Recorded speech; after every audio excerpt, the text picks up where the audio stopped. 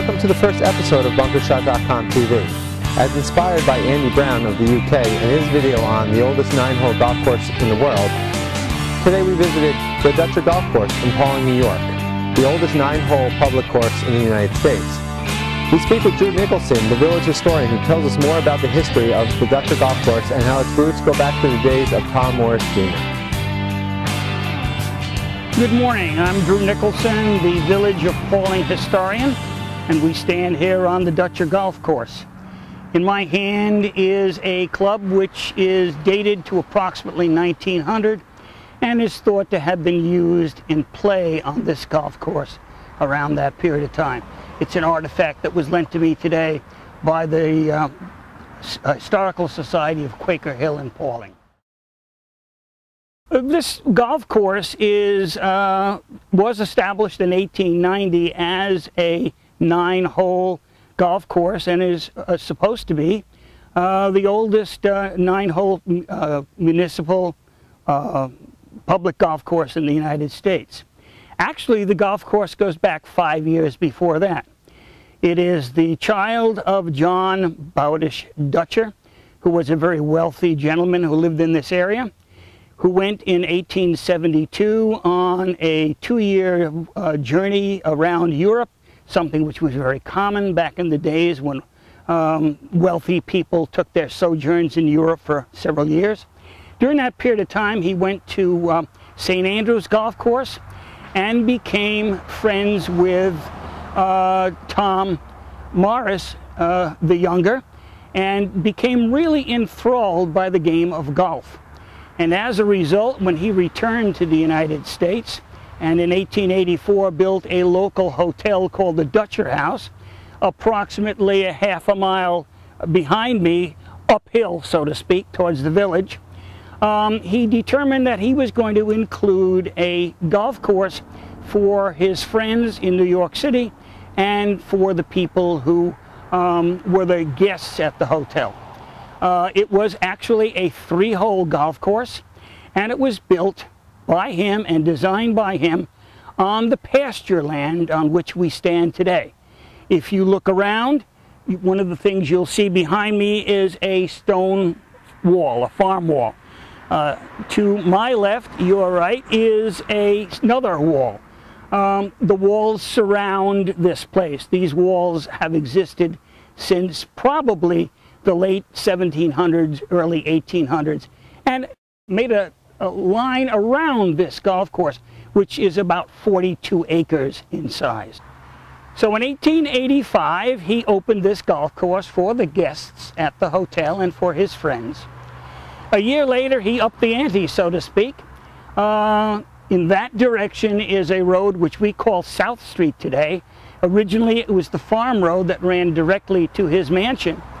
And at the foot of that farm road, it crosses the railroad tracks of the Harlem Division today, and it was the New York and Harlem Railroad back in 1886. And at that point, he put a wooden platform. And the purpose of that platform was for his friends coming from New York City to disembark from the train and be brought up here by wagon so that they could play on the 3-hole golf course. The next step here was to open the golf course to the local people in Pawling, which is what he did in 1890, which is why this golf course has on its sign established in 1890.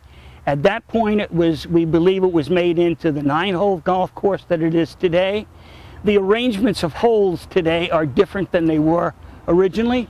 When I first came to this community 46 years ago, behind me, which is now the hole for the first, the green for the first hole, actually was the area where the first tee was, and the first tee went in that direction with the hole being out in that direction. In 1890, this became a golf course that many people say was used 12 months a year. On January 10th, the issue of January 10th, 1892, there's a story about a gentleman in his proper toggery playing on this golf course in the first week of January. One can imagine back in 1892 what this place was like in the first week in January. A lot more snow than today and probably a lot colder. but he was in his proper toggery and out. He was playing the course. It was open 12 months a year. In 1935, Lowell Thomas played on this golf course. Lowell Thomas, back in the middle of the 20th century, was probably the preeminent radio broadcaster in the United States. And after having played this course and having enjoyed it so much, since he was a resident of Quaker Hill, which is in that direction, he got his friends on Quaker Hill, including Thomas E. Dewey, who ran for President of the United States and was governor of New York at one time, to come together and create a golf course of their own up on top of Quaker Hill, which exists today as well. But getting back to this golf course, an interesting part of this is that during World War II, in the 1942, 43, 44 period, this area had a convalescent place for Air Force flyers who had had some physical and mental problems. And today it's part of our Lakeside Park. Back then it was called Green Mountain Farms. And at Green Mountain Farms, they would get a bus and they would load these Air Force personnel, these injured Air Force personnel, on the bus and bring them down here to play golf. Local law has it that they had very short tempers, and if something didn't go quite well on the golf course, they were known to have thrown a club down and walked away. But they still had a very good time. In 1950, Helen Willits Dutcher, the daughter-in-law of John B. Dutcher, granted this 42-acre site to the town of Pawling as a golf course. She put one stipulation on it, and the stipulation was that this golf course, land was to be used as a golf course in perpetuity. And therefore, I guess we're going to have a golf course in Pawling, as long as Pawling lasts. Next we speak with Tom DeTavio, the director of golf here at the Dutcher Golf Course, and he shows us his favorite holes on the golf course, also known as Pawling's own Amen Corner. Hi everyone, my name is Tom DeTavio. I'm the new director of golf of Dutcher Golf Course here in Pawling, New York.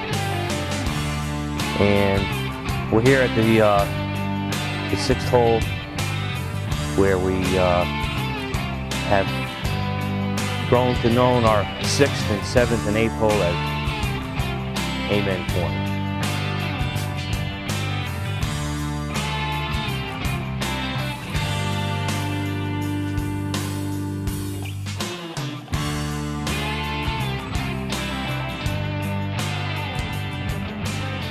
Such a keen hole, because you really, the green sets in down underneath there over the hump, and you really can't see it much here, but it almost reminds us of one of the par 3 in Amen Corner, where it kind of turns around, and it's kind of a neat hole. The golf course has really been helped this year by the amount of rain that we've had. It's kept it green, you know, and the superintendent, Fred Luttrell, and his assistant, Jason Watson, have been tirelessly working here. You know, it's a 7-day-a-week operation. We've got a lot of play, and we're just trying to make it a better place and avenue for people to come play golf. And being that, you know, we really don't have an irrigation system that supports our fairways and roughs, it's tirelessly and impossible to keep the golf course in immaculate condition because of that. And they do a terrific job, both Fred and Jason.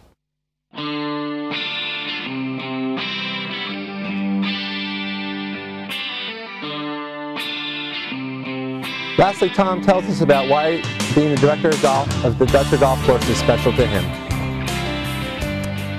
Yeah, here we are again, talking a little bit about the Dutcher Golf Course and the kind of facility that we do have here, and it's just, to me, brings back so many memories. That's the kind of golf course that I grew up on. This is where my dad, who was my only teacher, taught me how to play golf on a par 3 golf course. It used to be called Green Valley in Purchase, and it had lights, and I waited for him to come home at night to take me on the golf course to play.